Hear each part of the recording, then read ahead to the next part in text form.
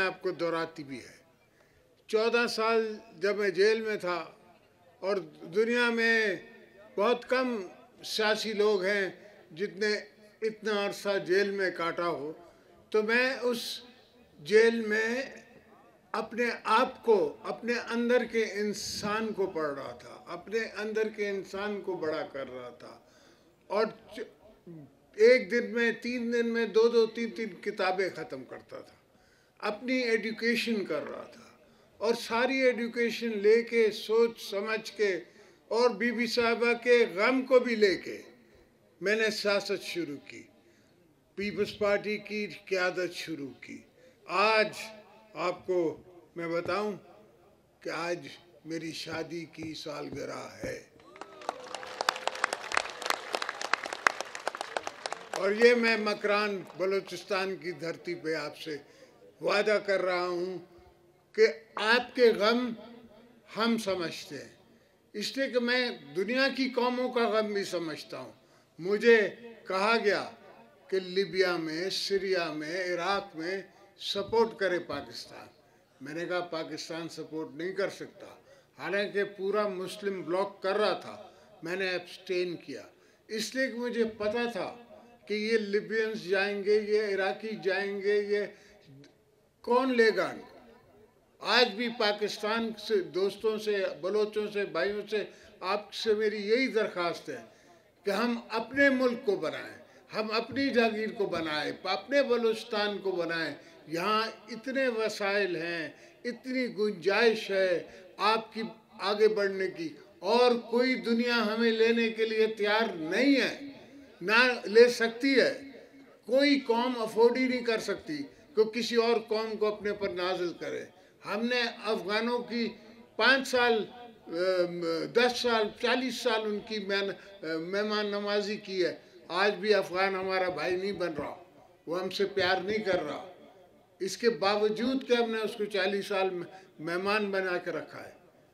तो ये सोचें कि ये हमारा ही माहौल है, इसी माहौल में हमने आपको बड़ा करना है और इसी माहौल में हम बड़े हुए हैं। हमने देखा है क्या क्या तारीख ने किया है। भुट्टो साहब को कहा कि आप भी पर्ची लिख के दे दो तो आपको माफ़ी मिल सकती है। उसने कहा नहीं, मैं तारीख के हाथों नहीं मरना चाहता, मैं इंसान के हाथ भली मर जाऊं, ज़िया-उल हक के हाथ में मर जाऊं, कोई फ़र्क नहीं पड़ता। तो वो शहीद हुआ, शहीद रहा।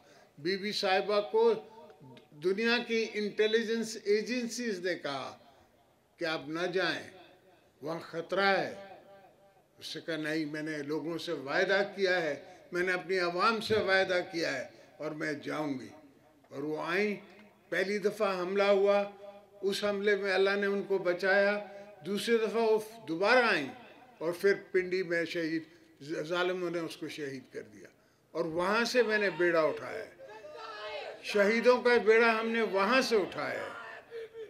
और हम हमेशा, जब बलूचिस्तान की हुकूमत थी और पीपल्स पार्टी की हुकूमत थी, मैं उनको बोल बोल के थक जाता था, मेरी सुनते नहीं थे। इतना खौफ था कि बात करने के लिए तैयार नहीं थे फेडरेशन से।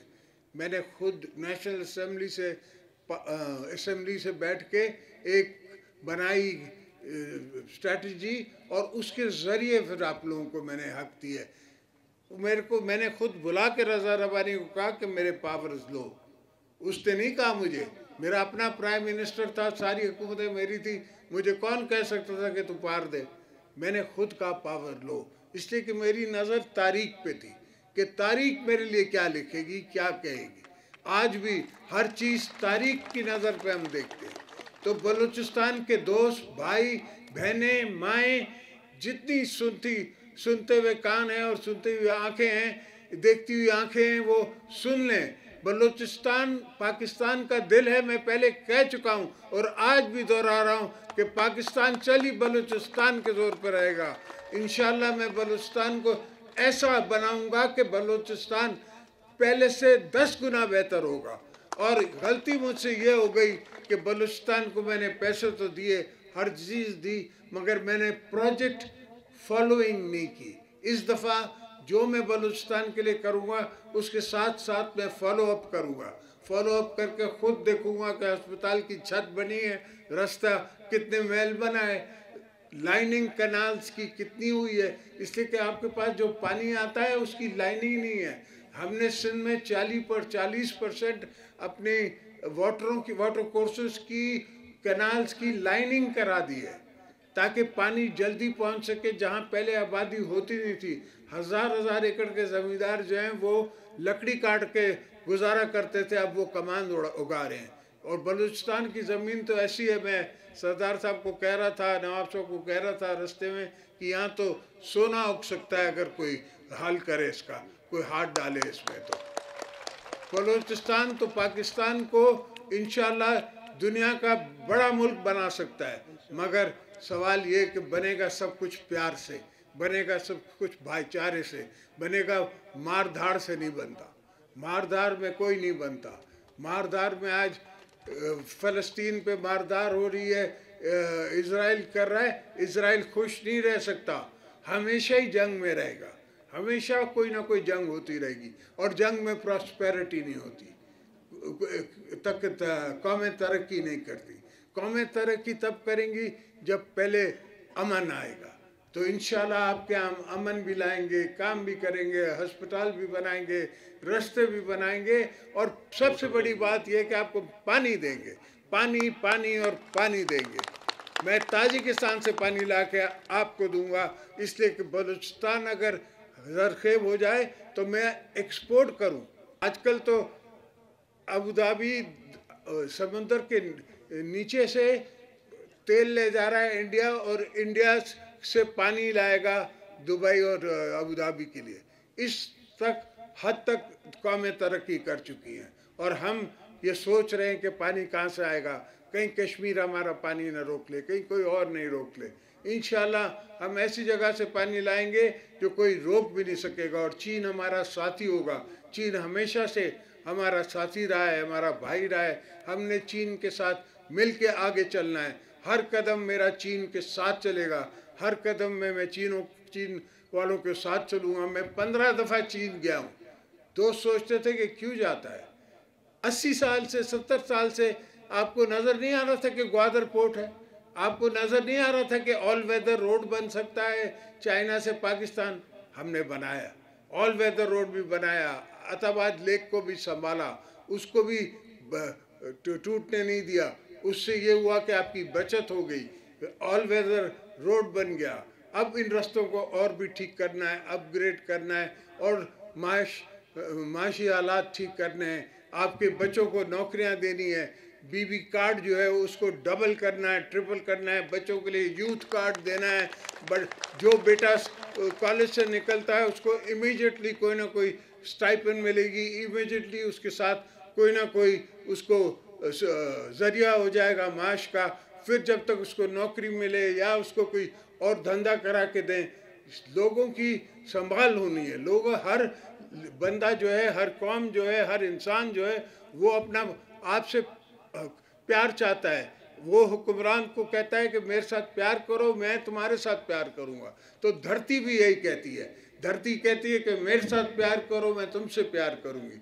हम धरती से भी प्यार करते हैं, आपसे भी प्यार करते हैं, आपकी आने वाली नस्लों के लिए भी काम करेंगे, आपकी होने वाली नस्ल। और मैंने 10 दफ़ा कहा है कि ये तो इनके बुज़ुर्गों के पसीने का भाव है जो मैंने दिया है, अभी तो असल मैंने दिया ही नहीं है। ये तो सिर्फ पसीने की उनकी कमाई है जो मैं आपको बलूचिस्तान को वापस कर रहा हूँ।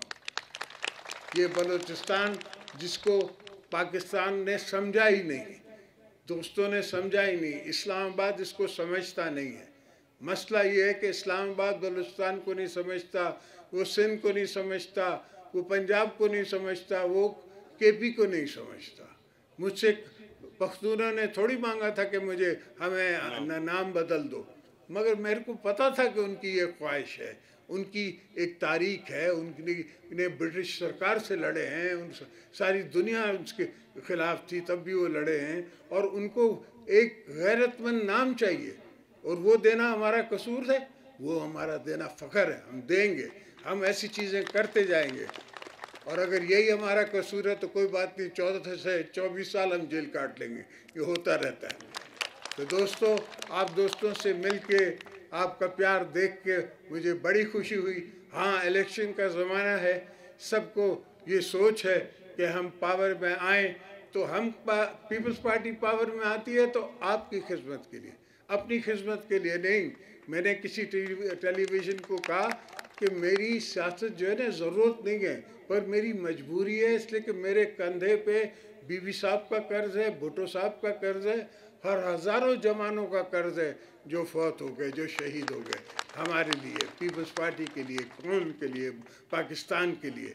तो इंशाअल्लाह आपके साथ मिल के हम काम करेंगे, पाकिस्तान को बनाएंगे, बलूचिस्तान को बनाएंगे, बलूचिस्तान पहले, फिर बाकी सूबे बाद में।